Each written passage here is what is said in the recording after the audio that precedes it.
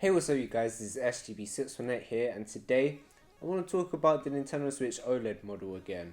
I did talk about the OLED model when it was first revealed, so I just thought it made a lot of sense to talk about it right before it comes out as well, so here we go. Lots of people are getting their first hands-on and their first look at the OLED model. I personally think it looks nice. I think it looks like an upgraded Switch. I think in terms of design, the dock looks a million times better than before. I do think that having a LAN port is very nice. The kickstand is basically night and day, and same thing goes with the portable screen. I think it's nice. I would even go as far as to say that the portable screen really does help portable console gaming, where it's obviously up against phones and tablets, which obviously are taking up that slot. So the fact that the Switch OLED version is offering a bigger screen for portability really still does keep portable console gaming in the game, if you know what I mean by that. So I'm not in any way saying that this console is complete trash and has no purpose, because as we know, the Nintendo Switch is a great console. So even if it was not too different from the regular Nintendo Switch, it's still going to be a great console, and on top of that it has quality of life changes. So this is a good console, but do I think that this is a lazy attempt from Nintendo?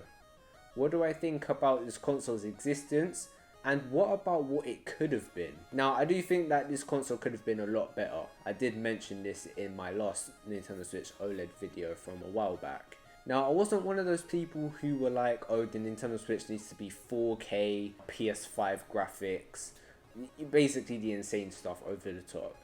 Especially in portable modes, that does not need to be the case at all. 720p for Nintendo Switch is perfectly fine. When you're playing console quality games on a portable system, keeping that resolution low is very important, especially when it comes to battery life. So I do appreciate that a lot. If anything, I would say that portable mode didn't really have much to change. It was already almost perfect. The biggest problem that wasn't fixed was the Joy-Cons. Probably the biggest and most annoying problem from the original Nintendo Switch. I can't believe that Nintendo had a look at this issue, laughed at it, and then kept it in for this model. It's extremely disappointing, and quite frankly I think it's quite lazy. It seems like a pretty easy fix as well. No other Nintendo system really had this drift problem up until the Nintendo Switch. So I'm struggling to understand why it's so difficult to change that, especially in 2021. Even in terms of software for the OLED version, it doesn't really offer much. It's called OLED, but there's no like expanded colors, there's no contrast. Basically, this isn't an original 3DS and new 3DS situation where the differences are night and day. It's pretty much the exact same. Okay, the online experience might be a tad better because of the LAN port. It's about it though. And this is still being sold full price, more expensive than the original and the Lite, but I would even say that the Lite has way more purpose than the OLED version, and here's why. The Lite is for people who want to play their Switch in portable mode only, who are obviously casuals, and who don't want to spend a lot of money on games. I think that's personally fine. Obviously, I do think it's kind of weird and a little bit stupid that it's still called a Nintendo Switch, despite not being able to switch, so that is kind of misleading. But you're still able to play Nintendo Switch games at its core in a very small form factor whenever you want, really.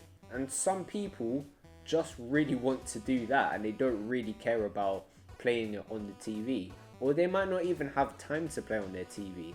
With the OLED model, I feel like Nintendo should have presented it like it was an alternative, because again, looking at all of the new features that it has, it's really just quality of life changes and not anything super game changing.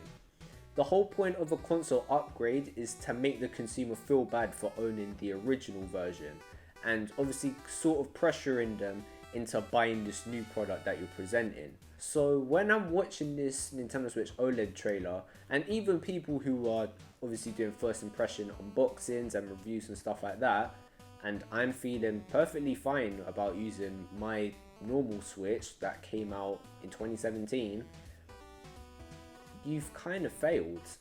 And you've kind of shot yourself in the foot, Nintendo, because like I said, this console could have been packing, you know, expanded colors, more contrast, maybe even some exclusive settings and modes for the home menu, something as basic as that, something distinguishable between this one and the Switch version. Tell me why I should buy this over basically sticking with my original version. But you failed to do that. You know why? Because you was probably bullied into making a new Nintendo Switch model because of time constraints, or maybe because you just wanted to cash in. Who knows? This wouldn't be the first time that Nintendo's done this though. With 3D All-Stars, that got a lot of backlash because it felt like Nintendo didn't really put their heart and soul into it. Unfortunately, I'm just getting the same vibes here. Nintendo just feels like they're forced to do this, so they're just trying to get away with doing the bare minimum. They're just giving us some new things and the easiest things to fix, so to say. Like, that's probably why we're not getting upgraded Joy-Cons and slightly better resolutions and even bonus modes for this new OLED model. So to me, I just think that the Nintendo Switch OLED version is just a bit, it just has some wasted potential. It could have been a lot more, it could have been a lot more distinct, and I think it just could have been a lot cooler. I'm perfectly fine with my Switch. The OLED is basically packing most of that, but just a couple more bits. I can live without them. So there you have it, guys. Those were my thoughts and opinions on the Nintendo Switch OLED model that's about to come out. Hopefully you did enjoy it. Please comment down below your thoughts on the points that I made in this video. Did you agree with them? Did you not? And let me know, will you be picking up the system when it comes out? Or did you agree with what I said in this video? Let me know and I'll be very interested to know. Anyway, thank you for watching. Please like and subscribe, and I will see you guys in the next video. Peace.